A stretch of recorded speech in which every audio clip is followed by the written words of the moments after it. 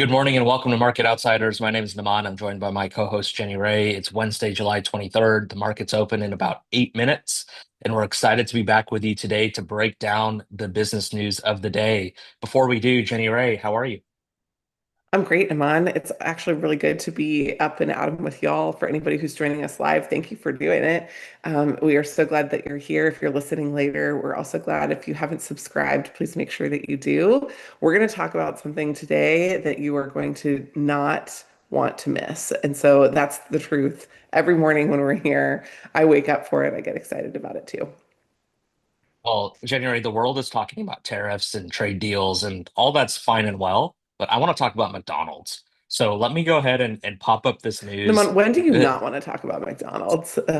that's a good question. I didn't know I was doing a podcast with someone who'd been influenced by my wife. So it sounds like that's a question that's been planted by her. So There have definitely been times when we've been traveling that I help you out by sending a picture of a salad that I'm eating to Delsey and being like, look at Naman, he's making such good choices. So I think she's gotten wise to our ways though. she has. Well, this is something that I have not consumed yet, at least not in the last decade. So if you are a connoisseur of fast food like I am, you'll know that McDonald's just brought back its snack wraps. It brought them back for the first time in about a decade, and customers are responding. Like they're coming back to US McDonald's locations. Same store sales growth is increasing. And I, for one, am really surprised because it's like a chicken strip instead of a tortilla. Right. And so if you're a snack wrap fan, then I hope you're not offended, but that's like pretty much what it is. And like that can be very delicious, but that's not necessarily what I would expect would kind of revitalize McDonald's like quarter over quarter performance. So let's dive into this a little bit more. First, just some of the No, you said background. you haven't eaten in a decade. Like I have definitely never eaten a snack wrap. Have you Okay. eaten a snack wrap at some point in your Oh, history? like when I was in college, absolutely. But if I remember right, like it was like, I don't know, $1.29. And I was like, okay, great. You grab a couple of these, you could like make it through the second half of your day. Um, I was on a budget. But now, right, it's 2.99 for a snack wrap. And once you get into like the $3 range, I'm like, you're kind of out of snack range, especially if you need to buy like two of them. And so that's one of the reasons I've been surprised because I actually don't know if McDonald's has increased the size of these. Because when I remember snack wraps, they were like two bites and you're done. So unless they've like, gone from a mini tortilla to a full tortilla or, increase the size of the chicken strip inside, like when I think of snack wrap, I'm like, man, $3 for two bites is pretty expensive. But obviously, the market doesn't agree with me because in the first 3 days of the relaunch of the snack wrap, McDonald's location saw a double-digit traffic jump compared to the same days last year. And we've seen estimates that US same store sales have climbed 7% so far this quarter, which is just absolutely massive for, a brand that was just about treading water in terms of same store sales growth. And going from that to 7% because of one menu item is almost unheard of. And so you've even seeing McDonald's locations run out of lettuce. I saw kind of like an internal note that was sent to franchisees a few days ago where like franchisees were told to use less lettuce on the McChicken to save the lettuce for the snack wrap because even McDonald's was surprised by the level of demand for this There item. should be like Uh, save the stack wrap sign, right, Naman? I mean, I think a lot of super fans have been clamoring for this to come back for 10 years. And they're putting their money where their mouth is, literally. And they're saying, look, I'm willing to pay up for this product. I want to ask you though, like it's lettuce, I think it's mayo, it's a chicken strip, and it's a tortilla, right? Like you can get it a lot of different places. You have admittedly not tried it, so you don't know like how good it tastes or not. But like, can you just walk us through what you think is happening from a business angle here, and why this has been so successful? Okay. So I think there are a couple things that could be happening, but I actually want to tie it to something else that I think has to be it. Because I think that this is like a phenomenon that is not this is surprising. I would have not expected this. I generally assume that other people are smarter than I am, though. So I'm I think always that's a looking good for, assumption. right? I'm always trying to assume that they know something I don't, that they're smarter than I am.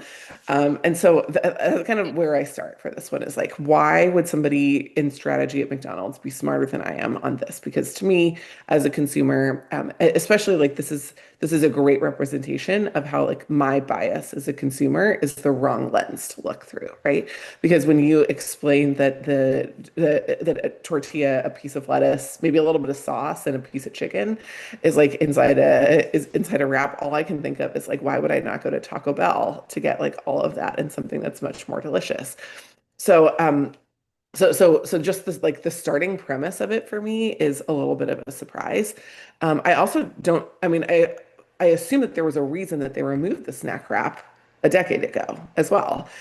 It was probably an underperformer in light of everything else that was in stores. And yes, a lot has changed. You have digital ordering now, you have a lot more data on customers, um, but anyhow, how they even figured out how this happened in the first place was probably like some old school data analysis, honestly, right? It was taking some of the old numbers. And my best guess is that they were kind of like, look, the margins on this look pretty good. Let's see if we can actually drive demand for it. So they're saying that there was pent up demand. My suspicion is that this is a demand driving item because they were like, look, at 2.99 we can make more than we can on many of our other items. We should make snack wraps. Which is a lot of why you'll see in merchandising the most profitable thing will be at the front of the line, at the top of the digital cart, right? The promotions, et cetera, are going to be like on these things. And so that's kind of the first thing that I would think would be going on. But number two is something that they say on here, right? Packed restaurants with lines out the door. I've literally never seen a packed McDonald's in the last decade. So I don't know. I'm assuming that potentially they also only rolled out the snack wrap in a few places, but I don't know if they rolled it out absolutely everywhere. If so, that's also pretty interesting. But this nonstop social buzz, I think, is fascinating. And I just want to tie it to one thing that I had a thought about last night, which was not a movie thought, but I was at a movie. Tuesday night, for those of you that don't know, is like discount movie night across America. And so AMC, Cinemark, Regal, like all of the kind of big chains have 50% off movies. And as I discovered last night, Regal has 50% off popcorn too, which honestly, I was just like, can it get any better than this?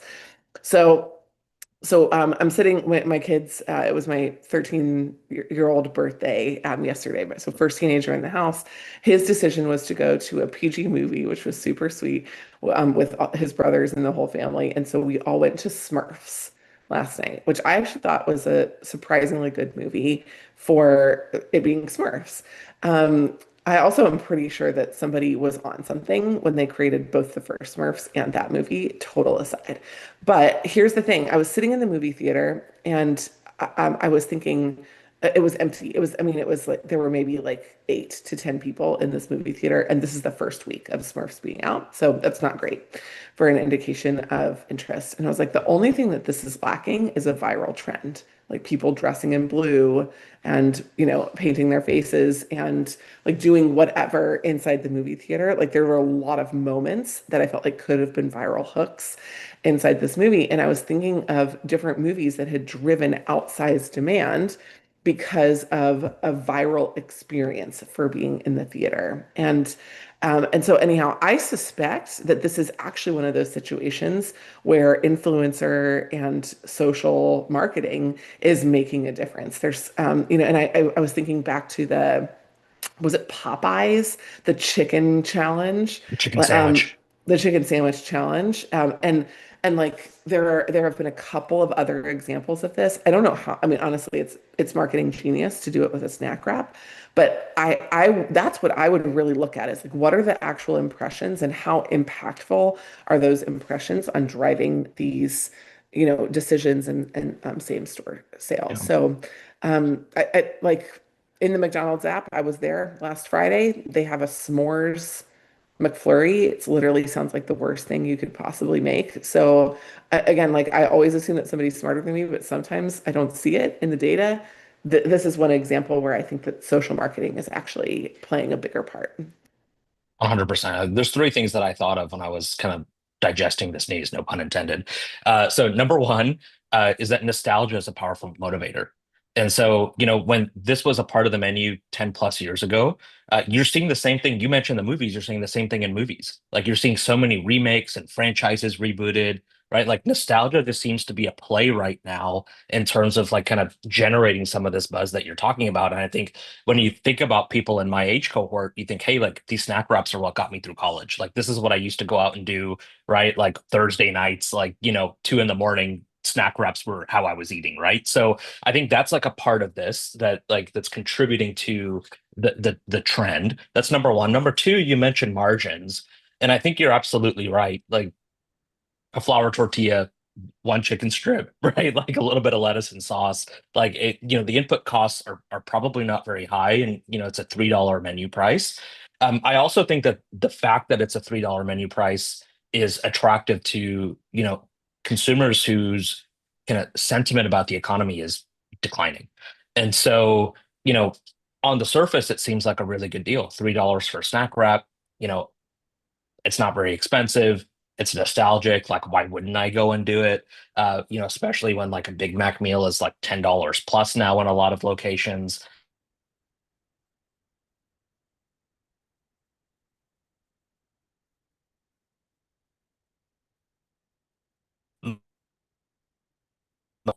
To to get a snack seems fairly low. So that's number two. And then number three is you mentioned Taco Bell. I think that's really interesting as well. Like they're actually expanding into the chicken category. And so McDonald's actually might have seen, a potential threat looming on the horizon, and Taco Bell starting to take share in, what I'll call like the crispy chicken category. And this might be kind of a preemptive response to what they see a competitor doing. So those were the three thoughts that I had. But you're right, whoever kind of spearheaded this inside of McDonald's saw the data, they extracted the right insights. And obviously it's working right now. And I think it's got the potential to work in the longer term as well, because this isn't like act for the summer only. Like it's a permanent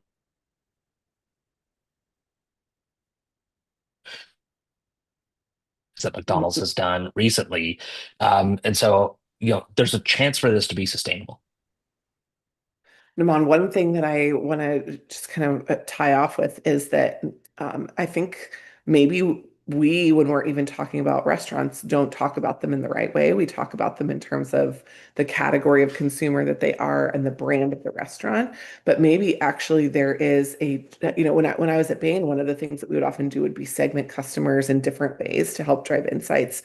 And in this particular situation, a chicken customer might be a more appropriate way to think about it than a McDonald's customer. And so you see, here's my hypothesis: a chicken customer is probably more financially durable than a beef customer. So you would see like a Chick-fil-A insight not just being the Chick-fil-A experience, but actually that a chicken customer is somebody who's maybe a little bit more health conscious, maybe a little bit more affluent, maybe willing to spend up. So you're going to drive up margins on a per item basis with that kind of customer.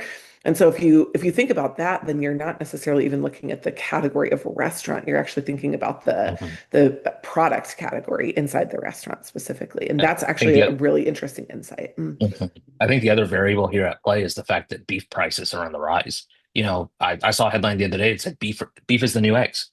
And so you're seeing, exponential increases in beef prices right now. And so if McDonald's knows that price increases are coming for the quarter pounder or the Big Mac, one of the ways that you can get ahead of that is by introducing, something that is perceived as a value.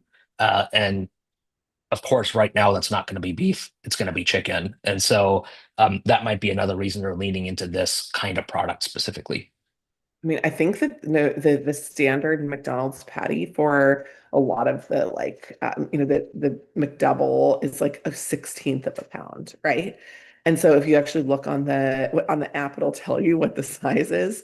Like a 16th of a pound. I mean, it's like a fleck of beef, basically. And so you're also just able to provide more for customers if you move into the chicken category. So you have potentially like a perfect storm in a good way for the business, right? Where you have a more engaged consumer that's a little bit less price sensitive. You have higher margins options because of your product category, and you also potentially have, more demand availability in chicken than you do in terms of the beef category. So there are probably a lot of opportunities to think about leaning into chicken. The fact that they didn't do it with something new, but really something nostalgic, though, I do think is particularly interesting.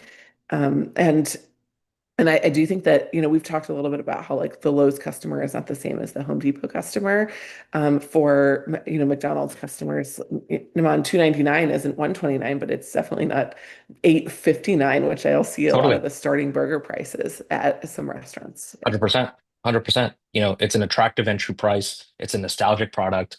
There's already been, the concept's been proven. It was successful a decade plus ago, and the margins are healthy. And so you combine that with some of this nostalgic factor, this social buzz, and you can start to see the ingredients that are making this a success. Let's Well, leave one of it the there things for that I today. Yeah, I was Well, just going to say I think the final tie off here is that I think we need to go watch some of the viral videos on the snack wrap. And I would challenge you in the next 7 days to eat a snack wrap. I'll eat one too, and we'll come back and report about it. Because, if we can't tie this to the real world, and by real world I mean what we're actually doing out there, I think we need to make sure we're doing I that don't know. for everybody. 2.99 is a Just little bit too rich for my blood. I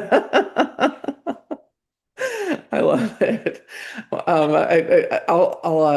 This will be one of those classic, like, with art when you're like, I could make that at home. I feel like the McDonald's snack wrap is like, I could make that at home, but we'll see. We should go give it a shot.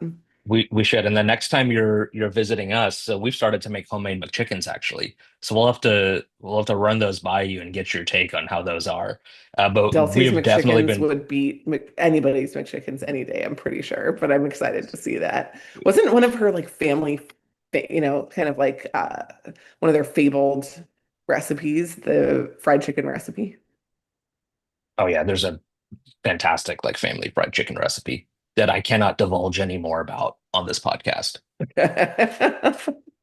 Well, if you subscribe, there's a chance you're going to get a hit on that. So thanks, Naman. It was a great conversation this morning. I really enjoyed Uh, it. Thanks everyone for listening. If you enjoyed this conversation, feel free to rate us and leave us a review, Apple Podcasts, Spotify, wherever you listen. And we'll be back tomorrow with a brand new edition.